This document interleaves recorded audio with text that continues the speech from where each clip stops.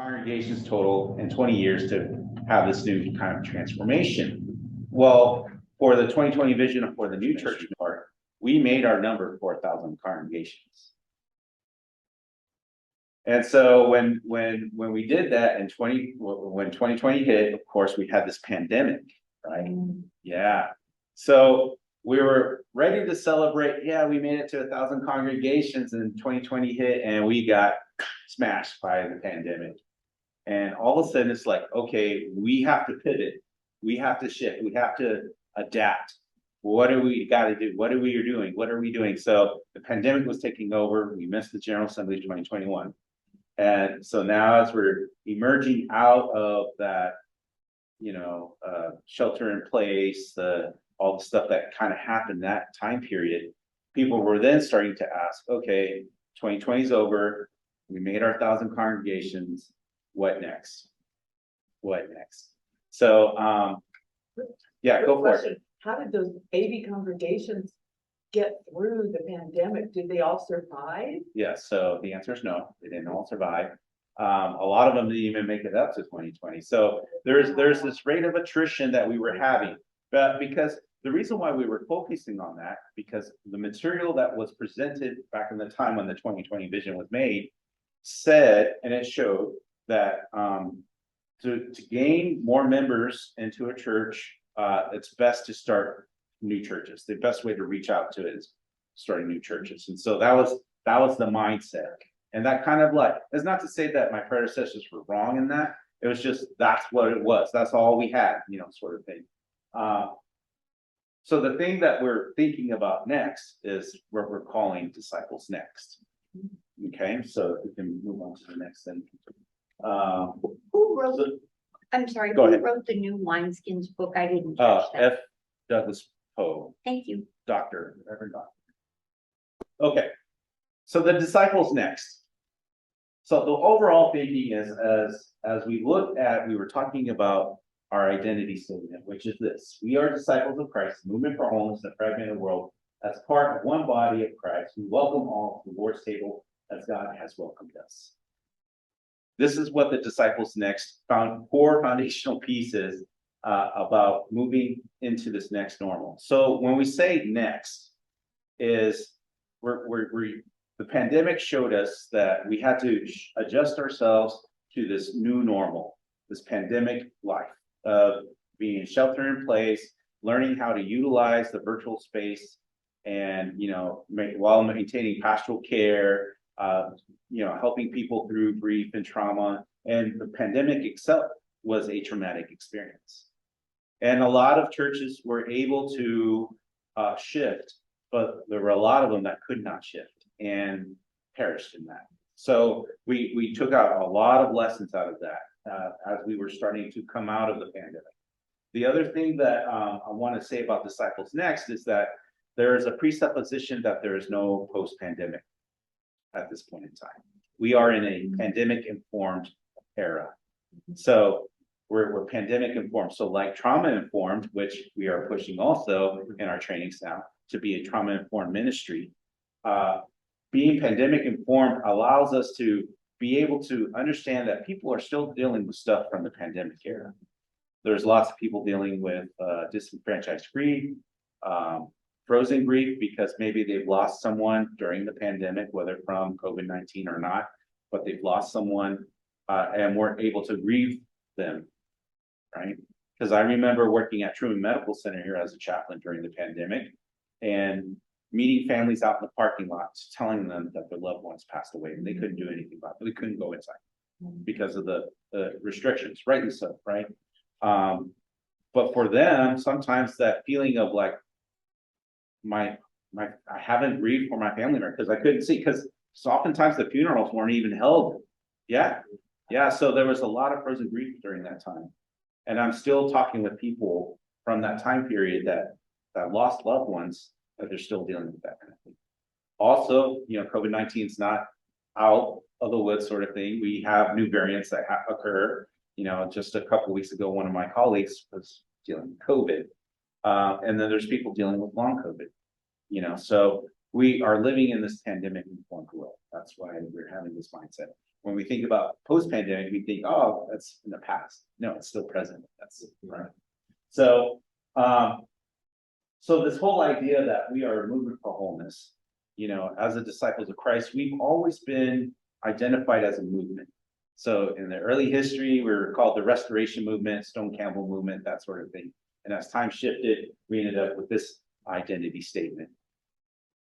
So with the disciples next, instead of looking at starting new congregations, we're looking at equipping our leaders. All right. And the other thing is that we want to start looking at it not from a church planting perspective, because, you know, one of the mission priorities or the priorities of the Christian church is to be anti-racist, pro-reconciling, right? Well, when you look at the church planting language, it's colonizing, and it utilizes the imagery that we've used since the early days of America by going onto a piece of land, getting rid of the indigenous brush, clearing out the land, plowing it, and planting our own stuff there. So this is the kind of thinking we're thinking, oh, we kind of need to shift this. And it, you know, we didn't start this thinking. We already had the people doing it. We already had the tools of doing it. So I tell people, for instance, William Barber, who was a Disciples of Christ minister, you know, Poor People's Campaign. Yeah, that is a movement. Yeah. And when you go to like a Poor People Campaign rally, it's church, right? And Dr. Barber is so great at what I would call prophetic advocacy. All right. So we have our identity statement and we have our mission of the Christian church to be and to share the good news of Jesus Christ, witnessing, loving, and serving from our doorstep to the end of the earth. So I'm a visual kind of guy because, you know, I'm a military person and I read in hieroglyphics. And so I made this Venn diagram of what the mission of the Christian church is. So be the good news, serve from our doorsteps to the end of the earth, and share the good news. And, you know, that breaks it down very easily for me. So we've got the what we do, what we're trying to do as the Christian church is Disciples of Christ, as a movement for wholeness. And then the next thing that you see down there is the vision of the Christian church, to be a faithful, growing church that demonstrates true community, deep Christian spirituality, and a passion for justice. The very thing that we read from Reverend Dr. DeCan. And that is the vision of the Christian church.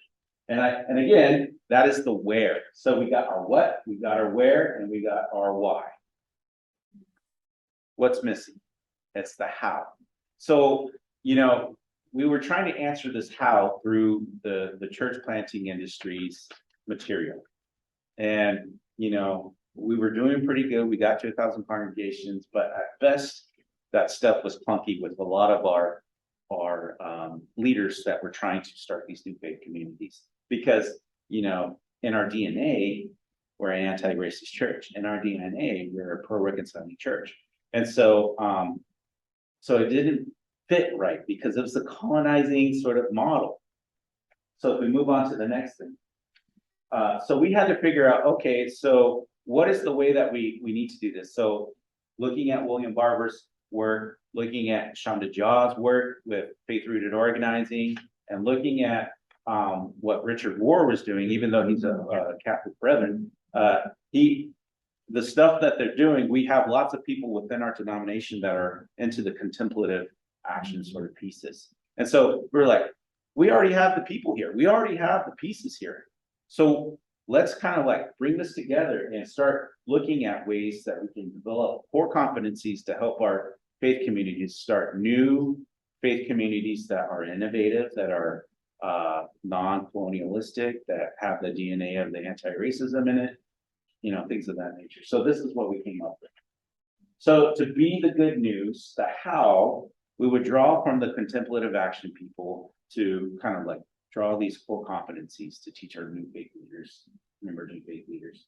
And for sharing the good news, you know, even within some of the statements within the Christian church, we talk about evangelism. But again, we want to be trauma informed.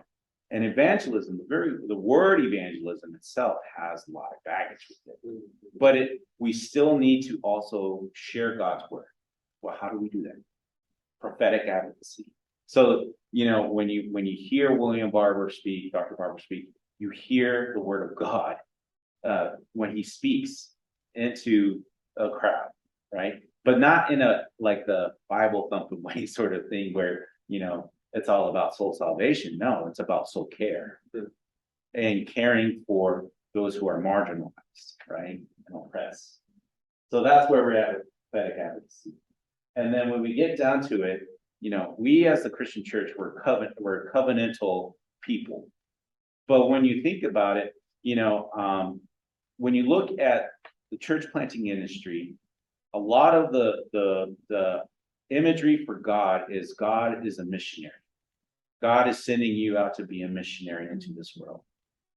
But for me, when I look at that, I see God as a community organizer. God is a mobilizer. God is sending you out to mobilize and to fight for justice. And so that's where we get our faith-rooted organizing aspect of it. And so Shonda Jaw, again, she's done a lot of great work. Alexia Salvaterio, Peter Hetzel, who is also, I think he's a professor at Chicago, but he's the co-author of Faith-Rooted Organizing, the book, right? And from what I understand, he's a disciple. So, we have the people that are doing the work. It's like, so we need to kind of utilize what's been going on out there. So with this, we're calling this the Disciples Next Framework, which is a tool, it's a structure to outline possible courses of action, to present preferred approach with set of applications and competencies to a paradigm. Because when we're talking about starting new faith communities and way things work, we're wanting to shift the paradigm. But if we don't change our tools, we can't change the paradigm.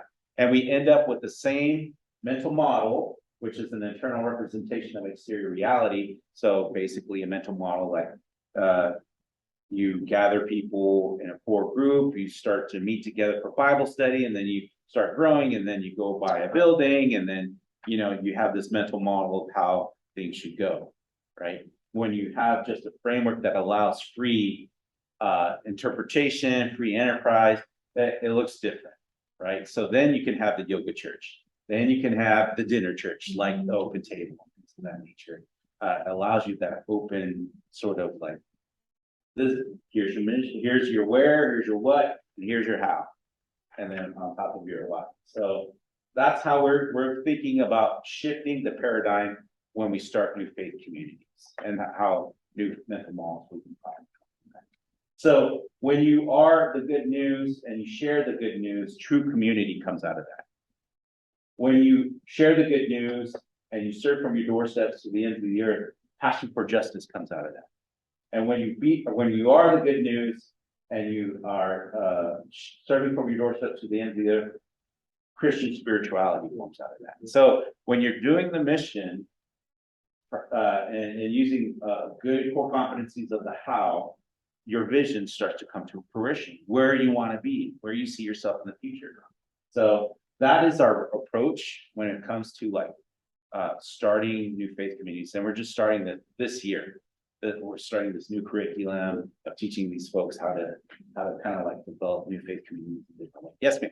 And the people you're teaching the curriculum to are clergy? No, not necessarily. So there has been this past idea of we want all of our leaders to be ordained, right? Mm-hmm. But when you're in the evangelical world, when I was at church camp, when I was 17, 18 years old, they were like, hey, you want to start a church? At that young age. So me personally, I'm taking that back. We need to foster that spiritual development within our young people. And so like, I'm going to CYF camps. I'm meeting people over at the Helm undergraduate institutions, be like, hey, you can start whatever God's calling you to start now. You don't have to wait till seminary. Yeah, so that's what we're. Well, and so the question that comes for me out of that is, if you embody individuals Uh-huh. who are not clergy with this new model, new paradigm, how does it come to fruition in a large church like Country Club Christian with a variety of opinions about a passion for social justice, Mhm, what faith-rooted organizing is, mhm. and how indeed Christian spirituality is lived. Okay.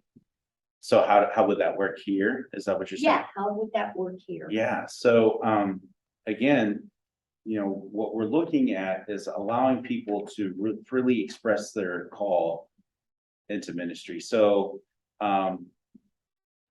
what I usually say, if you come and you say you're Christian, you're called, period, because the Spirit's calling to you to even be here. So God has laid some sort of purpose in your life. A lot of times what larger institutions such as Country Club has done, and has usually there's a pantry, there's usually some sort of food, clothing closet, things of that nature, which is an expression of this, but that's not the end all be all. So the question would be, well, how do you do systemic change in that?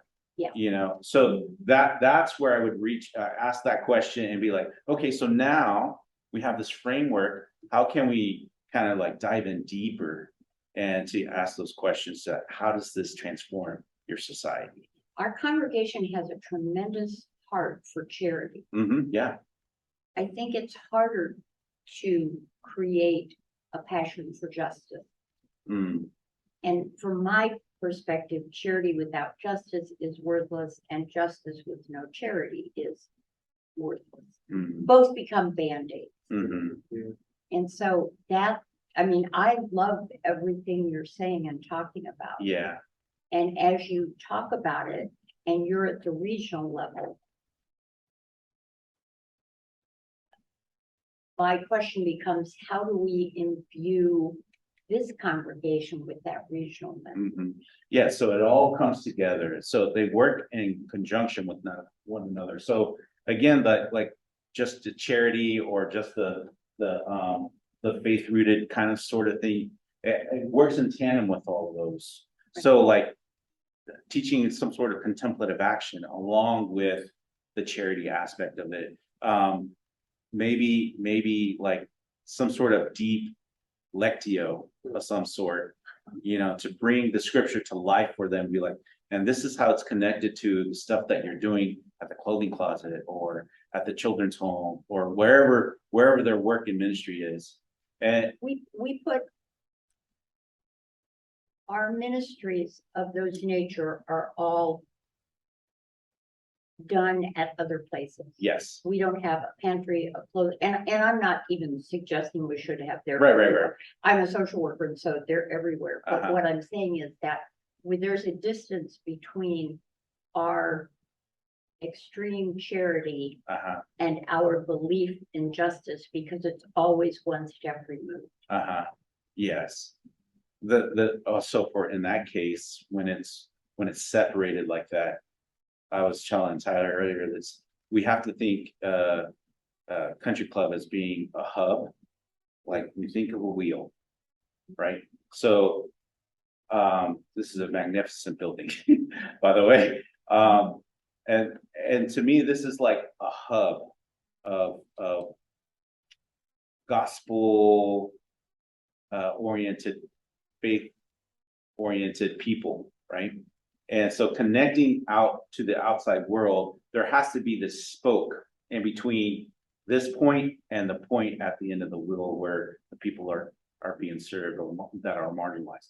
But that spoke has to be important. So utilizing, contemplative action, utilizing faith-rooted organizing, utilizing that prophetic advocacy to connect it so that it's not just like, okay, this is church and this is serving and nothing in between. So there has to be that kind of connection. Yeah, and I guess I'm asking how we create the spoke. Yeah, again, through that, like through contemplative action practices. Like, so if there's like when you're gathering together, so hopefully you're not just doing Sunday service and then serving at Micah on Monday, and then that's it. You know, hopefully there's in between spaces, like Tuesday, Wednesday, Thursday, Friday, you're developing rhythms together, having Bible studies, having dinner together, going, you know, living life together. So that incarnational living, like we see in Acts chapter 2, 42 through 47, Yep. you know, that's how you start creating that spoke. You have to live life together and make that connection and relationship with one another. And that hopefully, you know, through those contemplative actions, through that prophetic advocacy of studying the word, and then, you know, really organizing and talking together and be like, what else is out there that we can really help and transform for the common good. Something else I see, like, in thinking about how this model speaks not just to the entrepreneurial church starters or whomever, but to us, is like, instead of the ministers, like the conventional model is like, well, the ministers create a program that empowers the community to do this. And I know we're not doing it as much as we will be doing it one day, but the internalizing this looks like what you do, what we do, what a lot of us do, where it's like, how can we empower congregants to be those spokes? And we have incredible spokes, surrounded by some incredible spokes, but that, I mean, that's hard to internalize. Yeah. Like the new model takes time. Yeah, it does. But I feel like, for example, our everyday justice, I mean, we really have tried to gather people together to understand the systemic nature of racism and other biases and to try to make a difference, but I've been involved with that, but it's been a bit hard to get traction. So I've done the Poor People's Campaign, my one and only arrest. I should be arrested more often, but I don't know exactly how to get plugged in. Do I get involved with Poor People's Campaign? Could we start to be? Go to the white and you can get arrested almost any Saturday. I have been. But I'm just wondering there are people like me in this congregation who truly want to be more active, working for justice. And how can people like me take this class? I don't know what you're training. Do people learn skills? Do they learn? Who's it for? I mean, can people like me take it so I'm better at inviting people in this church to build a spoke, or is it for other people? No, it's not for other people, it's for everybody. So I'm not quite sure how it works. So I think it's a little like so this what framework Ricky said. that we're training people in, we have this thing called Leadership Academy with New Church Ministry, which, you know, if you have donated to like Pentecost offering, that helps us run the Leadership Academy. And this year in October, the last week of October, we're going to have Leadership Academy here in Kansas City. And I'm trying to work it with Shanna to have community host Leadership Academy. And that's basically our boot camp, so to speak, of like training this model and to help people kind of like explore the call and, you know, develop mission, a statement, vision statement, and look at different ways of how you can really realize this. And, but if you're not like ready to start your own thing, then we try to help you kind of find the resources to plug you in to other things. So for instance, and I don't know if this is general knowledge, but Mindy Fuggerino, Reverend Mindy Fuggerino over at Independence Boulevard, and Reverend Dr. Rodney Williams, they are wanting to start Poor People's Campaign here in Kansas City, Missouri. So like keeping your ear to the ground, getting involved with More Squared, or, you know, any of those local organizations, because God is moving. And this is the high idea that we are a movement, God is moving, we're moving with God, you know? And so we have to like be connected into our own community like that, you know, so. When you say the last week of October, Yes. so you mean like the full week is the 23rd through the 27th? So the 23rd is the Monday, right? Yeah. Okay, so yeah, the 24th through the 27th. And so can people sign up for that class? Yes, so we'll have a sign up. So if you Okay. go to the General Assembly, happen in Louisville, you'll get a discount. But after General Assembly, we'll have a live link to sign up for Leadership Academy. Okay, Hannah. Yeah, but that's exactly what our human rights pilgrimage is. Yeah. So we've got a group of us, an interfaith group, interracial group going to the south on So- a human rights pilgrimage. So, and by 2024 sometime, we'll have this curriculum for the general church to kind of like do a hybrid sort of thing to get online, to be able to go through it online, sort of too. So we're doing different ways. We're trying to connect because, like, that's another thing that we learned from the pandemic is that we have to utilize the virtual space as best we can. So asynchronous learning is one of the key things that we learned about. And so this is like one of the ways that we can empower movement makers such as yourselves to get access to some of these resources to be equipped to do what God is calling you to do. Yes, sir. Yeah, sounds good and sounds familiar. Yeah. So my question is, how much have you looked to other Christian denominations in terms of their ideas, their practices, their experiences? Right. It wasn't that long ago, I was working with Presbyterian Church USA. Mhm. They had a next campaign, that's what they called it. Yeah. So their national leadership came right here in Kansas City. Right. And the goals sounded very much what you are identifying. Yeah. So So I'm wondering, is this reinventing the wheel? Is this really something new? How much has this been marketed? yes. So when you look at like, let's say 1,001 new congregations, which is like the Presbyterians' new church ministry, they're still utilizing those church planting industries. So what material? So what I've done is deconstructed that because I've been involved with church planting since early 2000s and the missional church movement and all this other jazz. And it's new in a way in the sense that we're decolonizing the language. So we're not calling it church planting. We're not calling them church planters. They're movement initiators, and we're in the movement making because that is the core source of our identity. When it comes to ecumenical partnership, so we are in conversation with the mainland denominations. Like I have colleagues that are in my position and like the UCC and the United Church of Canada, and PCUSA and all that. And we're in conversation, especially with the ones that we are in full communion with, such as the UCC. So we're sharing these ideas, and there's this angst that we all have when we're looking at the church planting material. So each of the denominations are also doing their own work in deconstructing the kind of church planting industry stuff model. But we would invite, so we're working with the Allied Baptists, Alliance of Baptists, to see if this is something that they would be interested in, because they don't have any kind of curriculum that helps their emerging leaders as of now, to kind of like help them develop like a church plan or church, like ministry planning sort of thing. This would help us, in that. Although it's going to be disciple centric, but we can kind of modify it.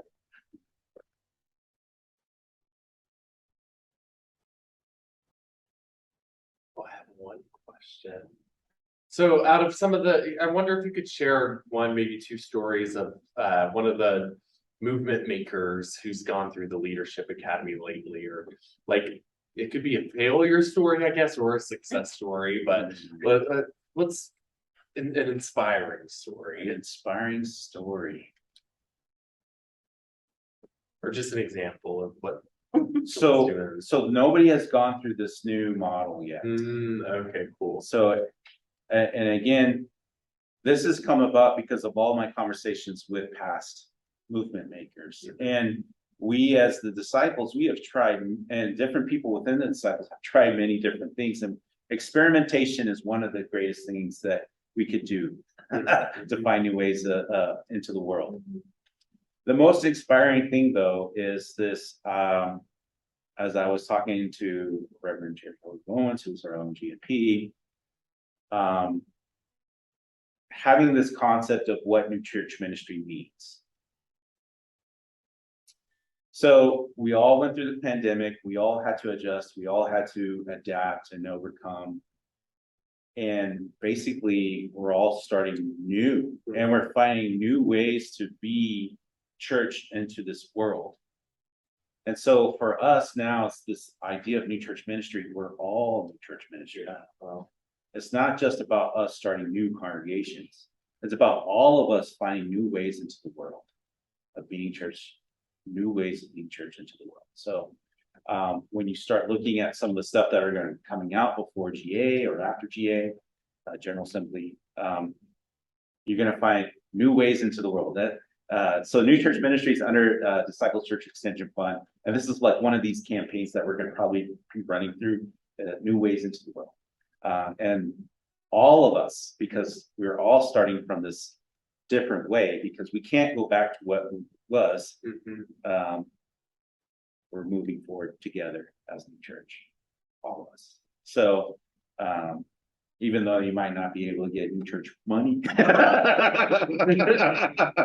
you're still new church, right? So we're doing this together, and that's the biggest, coolest thing I think we can share. Well, I think if there's part of the Rockies Christian Church, I think that's their name. Okay. Don't know much about this, but I know Yeah.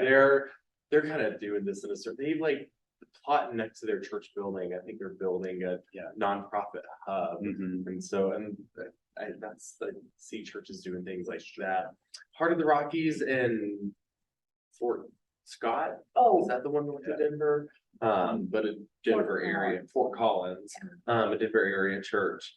They're like, instead of doing a capital campaign to build a family life center like we might have 20 years ago, they're building one for, I don't know all the details. Yeah. The coolest ministry that I've seen so far in 2023, I went to St. Louis last week. I was talking about this. But while I was there, my son skateboards. And so we were just kind of like looking around town to see where to skateboard for him. And we ran across this group called Skate Laborious. Skate Laborious. If you know anything about the saints of the Catholic Church, there's Saint Laborious. And he was a colleague and a contemporary of Saint Martin of Tours, which was, 200s, 300s, somewhere around there. But anyway, the reason why they're called Skate Laborious is because the founder of that nonprofit was gifted the building of Saint Laborious Church, which was a Catholic parish. And that was 10 years ago. And he used to go to that church with his grandmother. And, if you know anything about what's going on with the Catholic churches, they're all consolidating. A lot of the dioceses are consolidating. And so a lot of these beautiful, magnificent buildings are being abandoned, sold, and some of them are getting dilapidated. And this is what was happening for St. Laborious. So his name is Dave. He goes into this church and he's like, gets this vision of young teenagers, young adults coming in and skating in the sanctuary of the church. And so, so if you look up Skate Laborious, their website will pop up, and a video will be talking about their story. But when you look at the imagery, it's like pictures of Jesus Christ and all this graffiti all around it, and they still value the sacredness of this place, its space, because it's theirs. And they also help endangered youth and endangered teenagers. So yeah, so that to me is like, man, that's what I'm talking about. I have a question, given the uniqueness of Disciples of Christ, given their American birth, right, as a movement, and looking to reach out to the edges of the world, what are DLC leaders currently doing internationally, and churches doing to recognize both the ethnic backgrounds of communities in the United States and the present emergency situations that arise? I know you have a connection with Haitian population. There's a lot of work that is being done on behalf of people in Ukraine. Right. So how does that relate to this vision and current practice outreach for disciples? Right. So decolonizing church planting, that's one of the key things. So if you look at like what we do as with global ministries, they already decolonized the language we don't call them missionaries when we send people out to like Africa. They're co-workers. They're working with organizations that are there that are indigenous to that population, that are Christian. So for instance, in Haiti, we have this organization called CONASPE, which it's a Haitian network. And so that's how they're working through those organizations, helping send individuals who are called into that work to be fellow workers, colleagues in that area. So that's kind of like the stuff that they're doing as that aspect. And so we're taking that kind of like approach of like decolonizing the language. We're no longer calling ourselves like church planters, right? It's movement initiators, you know, so getting that community organizing aspect of it, because community organizing is all about grassroots, right? Coming from grassroots. I wrote my disciples history paper on us as an emergent denomination, like our emergent ethos of leadership. Well, first I pulled up a picture of that skate church and it's blurry on the screen, but that is the coolest thing I have seen. And that's my friend Maddie, who used to work at the Open Table and is now doing an MFA in performance. Our total left turn. Oh, not really, but church's performance art. That's another conversation. She's always like, my dream is to buy an old church and like make the arts and healing space and hire me as a theologian to president. So maybe in 30 years I'll be doing that. The Arts Asylum is an old church. Yeah. On 9th and. Yeah. Well, it's refreshing to see stuff like that, because in Chicago, I know there's old churches being turned into apartments. In New York City a couple weeks ago, I went to the coolest bar I've ever been to, Chapel Bar, which was the chapel of an old Catholic church. It got sold off to this, but it's like swanky $30 cocktail bar, and like just it's not. I love seeing the mission and vision being readapted, reimagined. Yeah, and they're a nonprofit. And my question would be for congregations there, because we have so many congregations that are in the struggle of like seeing their building as a burden. We gotta change that kind of like scarcity mental model. I think that's a scarcity mental model, and think of abundance, that our buildings are assets. And so what would it look like if we initiated those bar churches, or the skate churches, or and using the space differently? I know we want the pews in there and everything else like that, but it doesn't take away from the sacredness whenever we take the pews out and we have people coming in, utilizing the space and finding sanctuary, sanctuary in that space. Well, as you know, we've been asking all of our guests the same 3 questions, and so as we come up at the end of the hour, we'll ask them to you. So we live in a new world, a whole new world. We're all doing new church ministry, and living with new wine and new wine skins. 3 questions in this new world. What is one thing you hope we hold on to from the old world? What is one thing you hope we let go of? And what is one thing you hope we create? Yeah, the big thing for me, something to hold on to, is communion. The table. I mean, it's just so beautiful how that's why I love our denomination, because it's not my table, it's not your table, it's Jesus's table, and everybody's welcome to that table. And the table can be as big as it can be as round as it can be, and that's what I love. And I hope that we keep that, and we should keep that. Next one, what is something to let go of? Again, our imagery of God that we've had in the past. God is so much more of the boxes that we try to put God in, right? So like, if we can get rid of that, especially for me, I'm constantly trying to replace that imagery of God as a missionary. I'm looking at God as a community organizer for me, right now. And so Solinsky would love you. I've never heard anyone think of God as oh my gosh, I love this. Right. I'm going to teach it in social. Yeah. And then what is something to create? Wow. So this one's hard for me, because for me, the omnipotence of God is not the coercive power that we've been taught in the past. To me, the omnipotence of God is creativity. And that Sounds about process.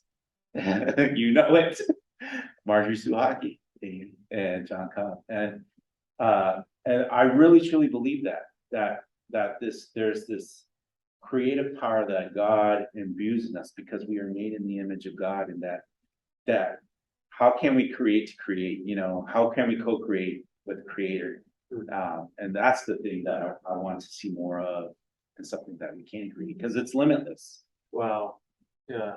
Well, I hear so much talk across traditions, across Christianity. That's like when we come up against the nervousness that we have right now about the whole new world, like the reminders, it's not our church, it's God's church. So it's like God will take care of it. There's something there, but I think that's We so, take care of it for God. and I think so. It's one thing when you say that with God as a coercive power, like, well, we don't get it, but God will manipulate it into being if God wants it. Yeah. It's a whole nother, like, the God is creativity. Like when you say, well, God's got it, you immediately, well, what do I have to do to participate, co-create that? It's not that sentimental, okay, well, I feel better all of a sudden because God's got it. It's light a fire under your ass to go do it. Right. Totally different with that.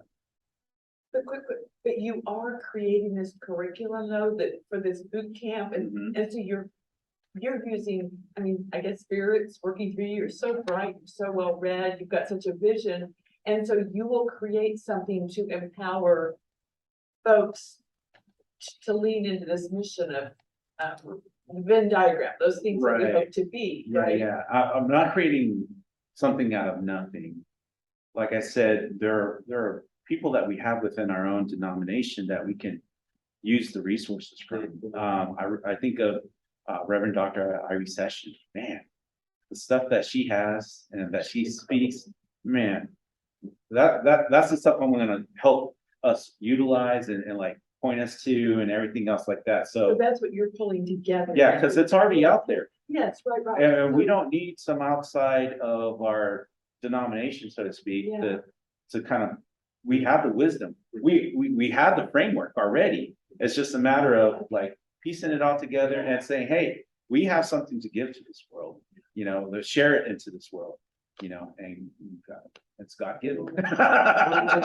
Dr. Sessions too, because she planted the gathering. Yeah, she planted the It's a gathering, womanist which is, church. yeah, and she would, she's already kind of using this model already, because womanist theology is kind of like already intrinsic in on that, Exactly. so, And she runs another organization, her, I forget the consulting thing that she does, yes. yeah. which if you want to learn more about the gathering, season 3 of We're Here on HBO, it's like Queer Eye, but with drag queens. 3 drag queens go around to small towns in America and make over someone. Season 3, episode 1, Deshae Jackson, who's a friend and colleague, and they were a minister at a rural disciples church, and left under some complex cloud of probably being too Black and queer for that church's liking. Was one of the people that the queens did over, and their drag performance was amazing. But they're also on staff at the gathering, and like there's a whole little feature about the gathering, and it's really cool Where to is see. it? It's in Dallas. Yeah. So they are. And they're a cool new church because they're a new church and they're doing things differently. They worship every Sunday. Like it's just And they have a table, I bet. Yeah, well, and you can get them on Facebook, see their service and see how they do it. It's really awesome. But I loved seeing Deshae and my Hebrew Bible professor on in a drag show on HBO. What's going on? How do you spell Dr. Sessions' name? SESSIONS. I meant the Artie part. Oh, Irie. Irie. IRIE. Thank you. She came and taught a couple classes at Bright when I was there. Yeah. For like single voices. Profound speaker, amazing scholar. She's lovely. Well, that sounds All right. so great that you're going to use your wisdom to pull together just the right resources and there'll be this synchronicity or the whatever coming together. That should be very inspiring. Collaboration. I never thought about sending like church leaders from our church to something like that, Leadership Academy. Oh, yeah. That's- I mean, we've talked, the med school model, is what I've heard for like country club. I don't know how much we talk about that. There were some whispers about that when I first started, like, instead of being, I think some smaller churches are often like, this is our issue that we work with. We work with hunger, we work with houselessness or LGBTQ justice. At a church of our size and of our spectrum, like, that's just not gonna happen, like, for us to be single. So how can we adopt a med school model? So instead of the doctor's office or the cardiologist that works mainly with hearts, how can we train people to go work on what they're excited about? Yeah. We do have such a wide range of passions in this church, and so using, collaborating with the Well, I denomination. think some communities within the community have common Yeah. visions or passions. So there's this group called Solarize. Spencer Burke is part of it, who's a disciple. They use common cause groups. Mhm. So like these are small specialized groups that are focused on a particular cause. I love that. Are there any other questions or sharings or anything else? Thank you for sharing your vision. No, thank you. Thank you, Jose. It's been a blast, and even though Whole New World as a class is over, we are living in a whole new world, and so I'm excited for the few of us in this room and the many more we represent to continue doing this together. So thank you again, thank you all. Thank you.